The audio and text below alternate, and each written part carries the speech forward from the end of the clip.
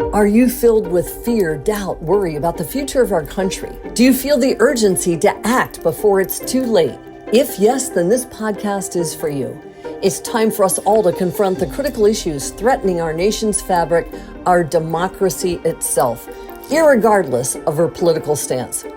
If you're ready to face reality, handle the tough questions, and find real solutions, then here's your host, Debilyn Molineaux. Welcome to the Terrified Nation podcast. I'm your host, Debilyn Molineaux. Can we save it? That is what we are exploring in this podcast series. And for me, the answer not only is yes, but it's the imperative around which we need to be citizens right now. We must save the USA. And this show is where we explore alternatives to being afraid. Now, today I come to you a little raw and less put together on this day after the State of the Union. And I hope that you watched or read through President Biden's speech and the rebuttal from the Republicans. I have a few thoughts to share with you to reframe this annual event. Now, for regular listeners, you know that I like to start each show with a question that we'll explore together.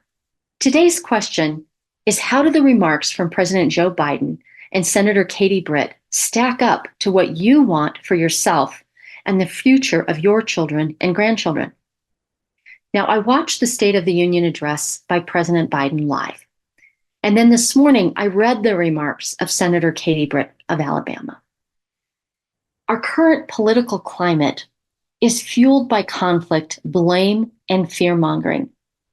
Yet, when I can push through the emotional manipulation, I see many similar themes of supporting families and the middle class, of the need to be wary of foreign states who are attempting to weaken the United States.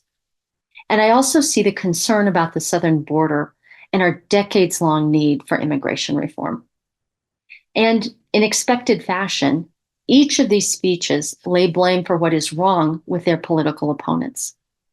Opponents, not enemies or evildoers who hate our country for disagreeing with us about the role of government. Yes, the Democrats believe the government can be used to regulate business, provide a social safety net, and helping the middle class. And yes, I heard Biden calling for corporations to pay their fair share in taxes along with the ultra-wealthy. And yes, the Republicans say that government needs to get out of the way of people so we can use our freedom to support ourselves and our families. I don't find this political either-or view of the government to be useful. Sometimes we need the government to step in and mitigate greed, like on insulin prices, for the sake of the people. And sometimes we need the government to get out of the way of people like us who are trying to survive and make a better life for those we love. Both speeches touched on freedom and rights. These are important American values. And everyone stood to honor the civil rights leader who marched with Representative John Lewis. Now, when the civil rights marches were actually happening in the 1960s, it was threatening to the status quo in the United States. And protesters were called names and accused of destroying America. Now, the survivors of that era are heralded as heroes and leaders who pulled us into a better future. Who are the people calling us to a better future today? And what is the future that we want to move towards? And who will lead us to be better ourselves? Those are the leaders that I will follow. And as we wade through the political showmanship to see the future the parties are presenting, how are they different? Who are they appealing to? This is my reframe of the State of the Union and the rebuttal. And as you watch and read and listen to the coverage of the speeches, please consider how the conflict profiteers will attempt to manipulate us into disowning part of our nation, part of our fellow citizens. I've been talking with Americans from the East Coast to the West Coast and everywhere in between. And there are three things that we all want. We want deep connections with people that we love and interact with. We want a community where we can be ourselves and feel like we belong. And everyone I talk to wants to contribute to a better future for those around them. Now, I'd like to end this podcast with an invitation.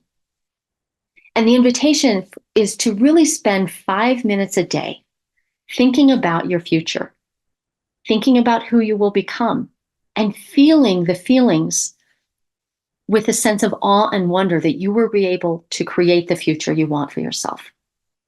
This is based on neuroscience research that shows we subconsciously create that which we focus on.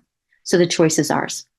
We can actually co-create the future we prefer instead of choosing from the dystopian options presented to us by conflict profiteers. So thank you, listeners, for giving a damn about our nation.